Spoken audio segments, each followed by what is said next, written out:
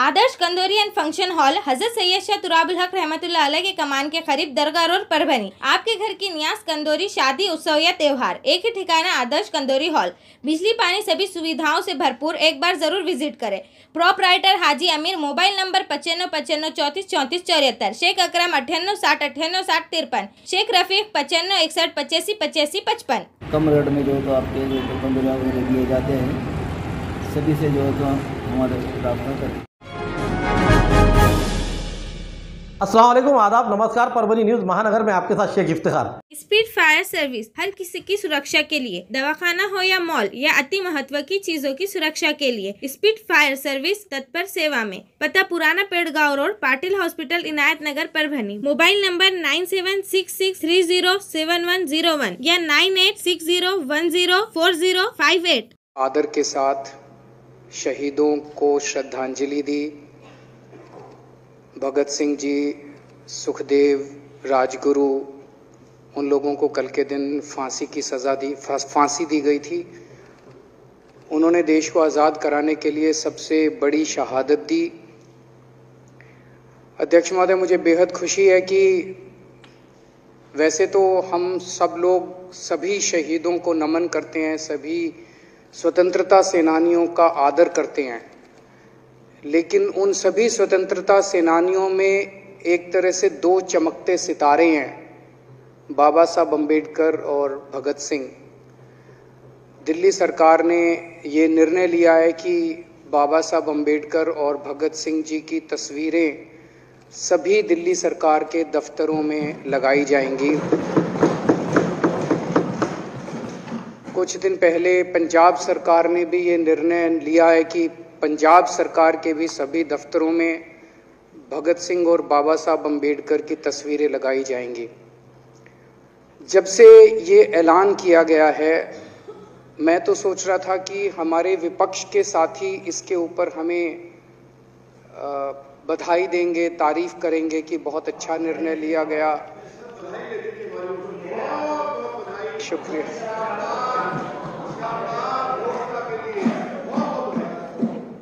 लेकिन जब से ये ऐलान किया है कि इतना, यहाँ तो कहने के लिए कह दिया, बाहर एक मिनट मेरे को पूरा, हमें इतना क्रिटिसाइज किया जा रहा है। बीजेपी वाले कह रहे हैं कि बाबा साहब अम्बेडकर और भगत सिंह की क्यों लगाई, सावरकर की क्यों नहीं लगाई, हेडगेवार की क्यों नहीं लगाई। तो मैं कह रहा हूँ भाई, सावरकर की और हेडगेवार की तुम लगा लो। अब देखो, जो बोल रहे थे उसमें तो किसी ने टिप्पणी नहीं की। मैंने कहा भाई सावरकर की बोल रहे हैं, सावरकर की और हेडगेवार की तुम लगा लो, हम बाबा साहब अम्बेडकर की और भगत सिंह की लगा लेते हैं। कांग्रेस वाले चिल्ला रहे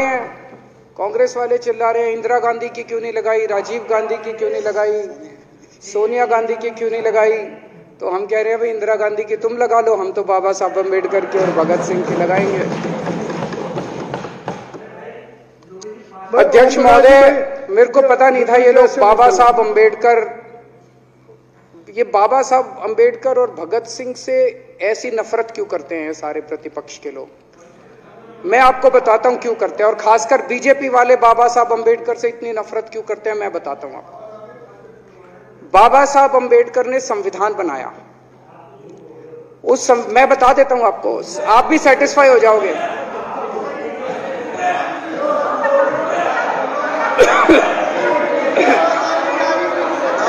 सुन के चले जाना। बाबा साहब का नाम सुनते ही वॉकआउट कर गए। बाबा साहब का नाम भी नहीं सुनना चाहते।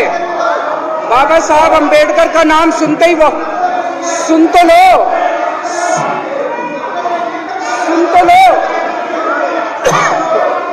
वो तमाशा है। और ये सब कुछ जो इन्होंने बोला वो सच बोला। सुन तो लो।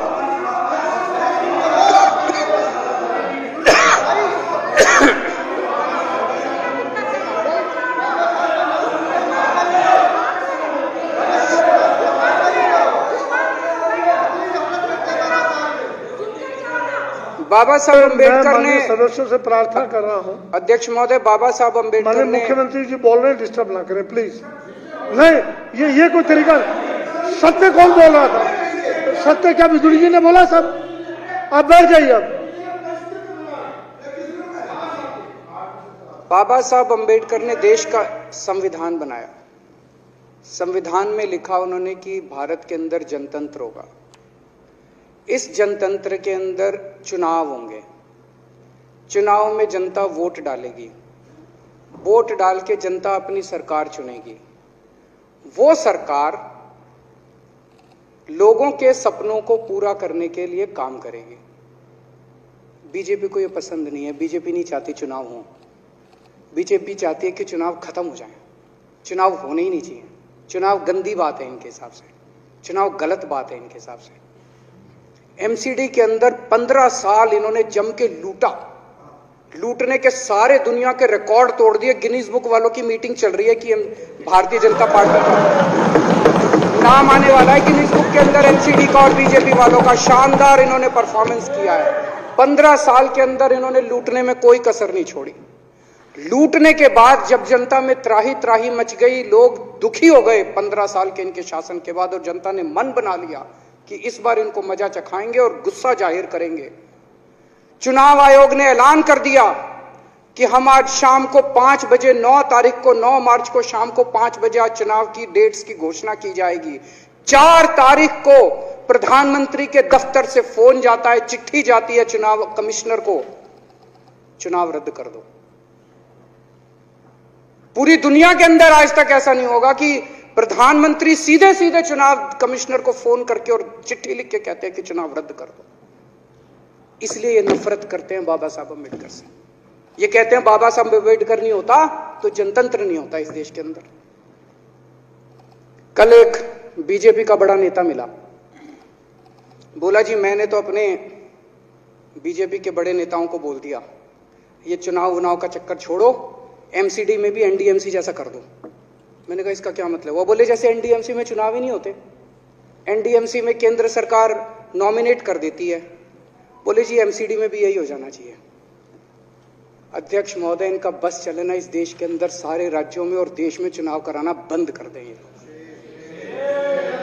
इसलिए ये नफरत करते हैं, इसलिए बाबा साहब अंबेडकर से नफरत करते हैं ये लोग। बाबा साहब अंबेडकर चुनाव की प्रक्रिया रख के गए थे, इनका बस चले तो ये चुनाव कराना बंद कर दे। कह रहे हैं हम तीनों एमसीडी को यूनिफाई करना चाहते हैं। अरे 7 साल थे तुम्हारे पास, सो रहे थे क्या 7 साल से? कहां थे तुम लोग 7 साल से? क्यों नहीं तुम लोगों ने क्यों नहीं तुम लोग यूनिफाई करने के लिए पैसे चाहिए? क्यों नहीं तुम लोगों ने यूनिफाई किया 7 साल से? चुनाव के 1 घंटे पहले तुम लोग चिट्ठी लिख रहे हो, अब सो के जागे हो कि अब यूनिफाई करोगे। तो यूनिफाई नहीं करना, चुनाव टालने हैं, क्योंकि हार रहे हैं। मेरी हाथ जोड़ के विनती है, हार जीत लगी रहती है। कभी ये पार्टी हारती है, कभी वो पार्टी हारती है, कभी आज बीजेपी हारती है, कभी आम आदमी पार्टी भी हारती है, कभी कांग्रेस हारती है। देश बड़ा है, देश की सोचो। आज आम आदमी पार्टी है, कल आम आदमी पार्टी हो सकता है ना हो। आज बीजेपी है, कल बीजेपी हो ना हो। आज केजरीवाल है, कल केजरीवाल नहीं होगा। आज मोदी जी हैं, कल मोदी जी नहीं होंगे। कोई बड़ा नहीं है, देश बड़ा है, मुल्क बड़ा है, कौम बड़ी है, समाज बड़ा है। देश को नहीं झुकने देना, देश को नहीं टूटने देना, देश को नहीं किसी भी हालत में देश पे आंच नहीं आनी चाहिए। ये लोग देश के साथ खिलवाड़ कर रहे हैं, ये लोग संविधान के साथ खिलवाड़ कह रहे हम यूनिफाई करना चाहते हैं। इन्होंने एक चिट्ठी लिख दी चुनाव आयोग को कि हम तीनों एमसीडी को यूनिफाई कर रहे हैं, इसलिए चुनाव टाल दो। चुनाव आयोग ने चुनाव टाल दिया। कल को दिसंबर में गुजरात के चुनाव हो रहे हैं। अब जनता कह रही है ये गुजरात हारेंगे। अब अगर ये गुजरात हारेंगे तो ये 10 दिन पहले चिट्ठी लिख देंगे चुनाव आयोग को कि भाई हम गुजरात को और महाराष्ट्र को एक कर रहे हैं, इसलिए गुजरात के चुनाव टाल दो। गुजरात के चुनाव टल जाएंगे। अगली बार ये लोकसभा हारेंगे, चिट्ठी लिख देंगे जी ये पार्लियामेंट्री फॉर्म ऑफ सिस्टम बड़ा खराब है, हम प्रेसिडेंशियल फॉर्म ऑफ सिस्टम ला रहे हैं, संविधान बदल रहे हैं, चुनाव टाल दो। चुनाव टल जाएंगे। ये क्या मजाक बना रखा है इन्होंने, नौटंकी कर रखी है इन्होंने। भारत जनतंत्र है, देश ये बर्दाश्त नहीं करने वाला जो इन्होंने नौटंकी कर रखी है। कहते हैं हम दुनिया की सबसे बड़ी पार्टी हैं, हम तो जी दुनिया की सबसे छोटी पार्टी हैं। फिर भी डर गए तुम लोग।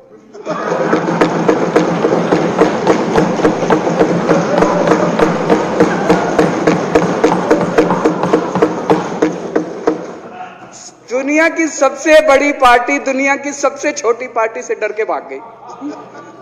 क्या कायर हो यार। हिम्मत है तो चुनाव लड़के दिखाओ बीजेपी वालों, मान जाएंगे तुम। हिम्मत है तो चुनाव लड़के दिखाओ। कहते हो 56 इंच का सीना है, नहीं तो मान लो 56 इंच का सीना नहीं है, झूठ। नहीं तो मान लो कुर्ते के नीचे 56 इंच का सीना नहीं है, झूठ है ये।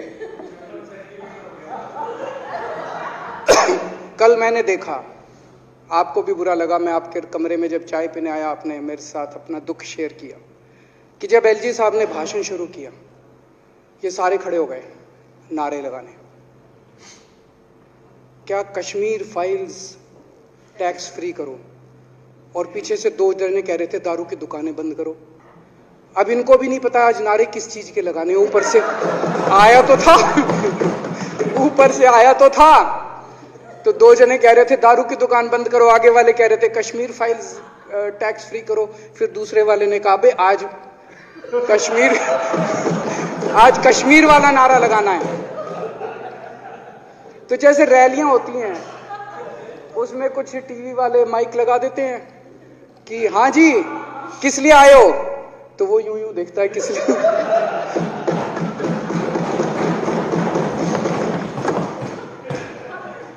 क्या हाल बना दिया इनका। इसलिए थोड़ी राजनीति में आया था, इसलिए थोड़ी राजनीति में आए थे। एक पिक्चर आई थी बंटी और बबली, उस पिक्चर में एक सीन था, कुछ लोग एक नेता के घर के सामने जाते हैं, हमारी मांगे पूरी करो, हमारी मांगे पूरी करो। नेता बाहर आता, कहता क्या मांगे हैं, तो सारे एक दूसरे की तरफ, उनको पता ही नहीं क्या मांगे। आज सारे देश की सारी भारतीय जनता पार्टी एक पिक्चर के पोस्टर लगा रही है गली गली में जाके। पूरी सारी भारतीय जनता पार्टी देश में एक पिक्चर के पोस्टर लगा रही है। इसलिए राजनीति करने आए थे, पिक्चरों के पोस्टर। अपने बच्चों को क्या जवाब दोगे? घर जाके बच्चे पूछेंगे पापा क्या काम करते हो? पिक्चरों के पोस्टर लगाता हूं।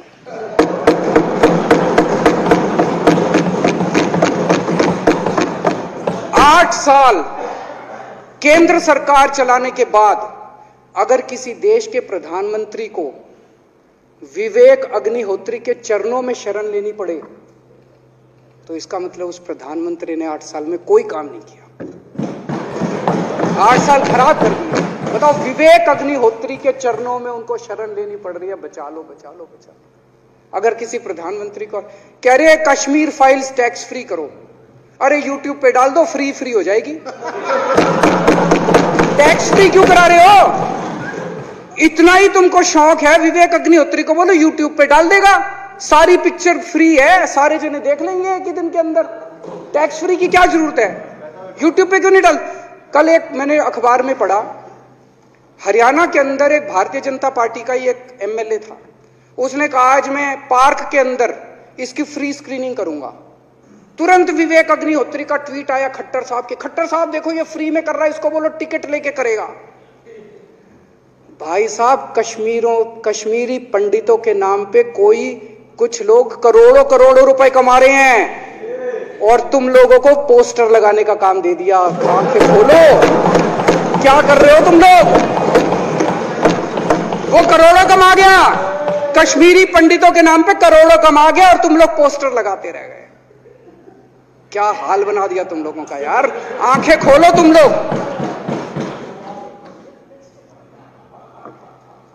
भेड़ बकरियों की तरह हाँक रखा है पूरे बीजेपी वालों को, भेड़ बकरियों की तरह हाँक रहे हैं। एक दिन बोले 3 का कृषि कानून लेके आए हैं, बहुत शानदार है, और फिर नीचे मैसेज आया भाई सारे जने तारीफ करो मोदी जी की। सारे बोले वाह मोदी जी वाह, क्या मास्टर स्ट्रोक है। और मेरे को याद है इसी सदन के अंदर इन लोगों ने उन 3 कानूनों की खूब तारीफ की थी, बोले क्या मास्टर स्ट्रोक है और क्या शानदार कानून लेके आए। 1 साल के बाद फिर आया भाई 3 कानून वापस ले लिए, बोलो फिर तारीफ करो मोदी जी की, भाई कानून बेकार थे मोदी जी। क्या इसी सदन के अंदर इन लोगों ने इतनी बेशर्मी, दिमाग पे ताला लगा रखा, इन्होंने कहा वाह मोदी जी वाह, क्या 3 कानून खराब थे आपने वापस ले लिया, देश को बचा लिया। क्या मास्टर स्ट्रोक, ये क्या हाल बना दिया आप लोगों का यार। फिर थोड़े दिन बाद बोले भाई दारू की दुकानों के खिलाफ करो, फिर सारे जने दारू की दुकान बंद करो, अब दारू ठीक हो गई दिल्ली में? आजकल तो शोर नहीं करते तुम लोग। अब कश्मीर फाइल आ गई, पहले कृषि कानून, रोज काम दे रखा है तुमको, कुछ ना कुछ ऊपर से आ जाता है, काम दे रखा है, अब दारू की दुकानें। मेरा एक ही निवेदन है मेरे बीजेपी के साथियों से, आप तो अपने ही हो, आप तो सब अपने, मेरे छोटे भाई, बड़े भाई, बिदुरी साहब तो बड़े भाई है मेरे, आप तो सारे अपने हो यार। थोड़ा सा देश के बारे में सोचो यार, थोड़ा देश के बारे में सोचो। हिटलर भी जो था वो कम से कम अपने चमचों को नौकरी देता था, रोजगार देता था। इतिहास उठा के पढ़ो, उसने रोजगार तो दिया था। इन्होंने क्या दिया आपको? आपके बच्चों को नौकरी दी? आपके घर में कोई खाने पीने का इंतजाम करा? आपकी बिजली का इंतजाम करा? केजरीवाल काम आता है आपके भी घर की बिजली फ्री कर रखी है। दिल्ली के 12 लाख बच्चों को नौकरी दी है मैंने, स्कूल ठीक कर दिए, अस्पताल ठीक कर दिए। आपके घर में कोई बीमार हो, केजरीवाल दवाई पहुंचाता है, मोदी दवाई नहीं पहुंचाता। केजरीवाल काम आया। मैं बीजेपी के सारे कार्यकर्ताओं से कहना चाहता हूं, थोड़ा सा दिमाग खोलो। बीजेपी के सारे सपोर्टर्स को कहना चाहता हूं, थोड़ा सा दिमाग खोलो। ये भेड़ चाल बंद करो, भेड़ बकरियों की तरह हाँक रहे हैं ये आपको, ये सब बंद करो। दिमाग खोल के सारे जने बीजेपी छोड़ के आम आदमी पार्टी में आ जाओ।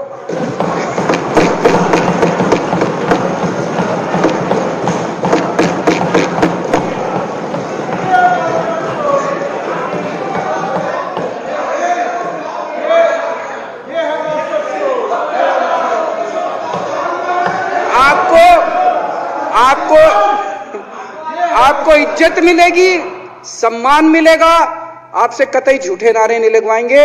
राष्ट्र निर्माण में आपको साथ लेंगे, हम राष्ट्र निर्माण करेंगे आपके साथ मिलकर। ये पोस्टर भी नहीं लगवाएंगे झूठी फिल्मों के।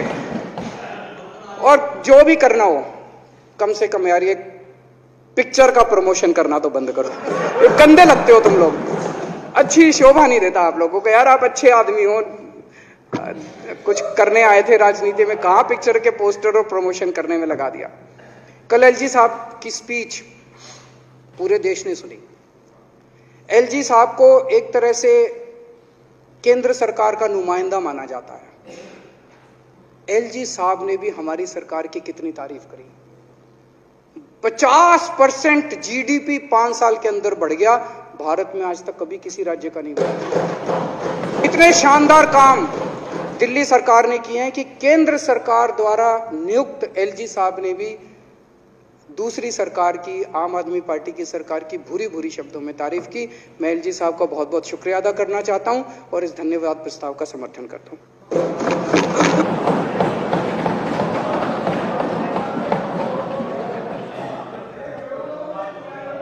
अब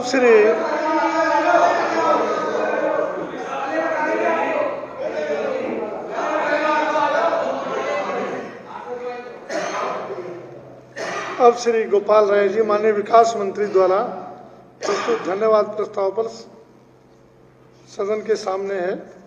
माने कि यह सदन उप राज्यपाल द्वारा दिनांक 23 मार्च 2022 को विधानसभा में दिए गए अभिभाषण के लिए उनके प्रति हार्दिक आभार प्रकट करता है। यह प्रस्ताव सदन के सामने है। जो इसके पक्ष में हाँ कहें, जो इसके विरोध में ना कहें। हाँ पक्ष जीता प्रस्ताव पारित हुआ।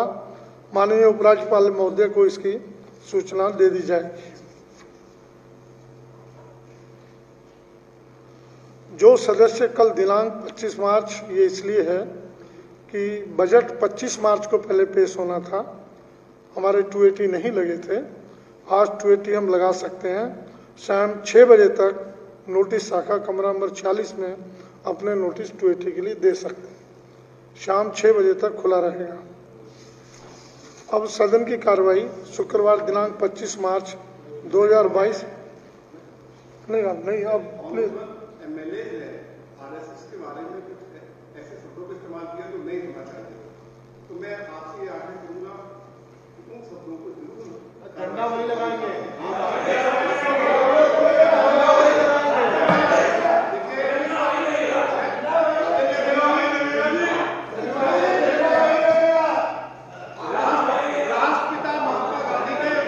नहीं, कौन से शब्द इस्तेमाल किए? शब्द तो बोलिए, शब्द कौन से इस्तेमाल किए?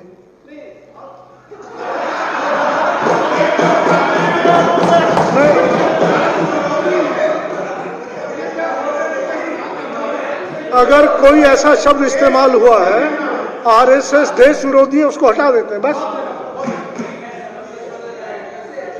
अब सदन की कार्यवाही शुक्रवार दिनांक 25 मार्च 2022 को पूर्वाह्न 11 बजे तक के लिए स्थगित की जाती है।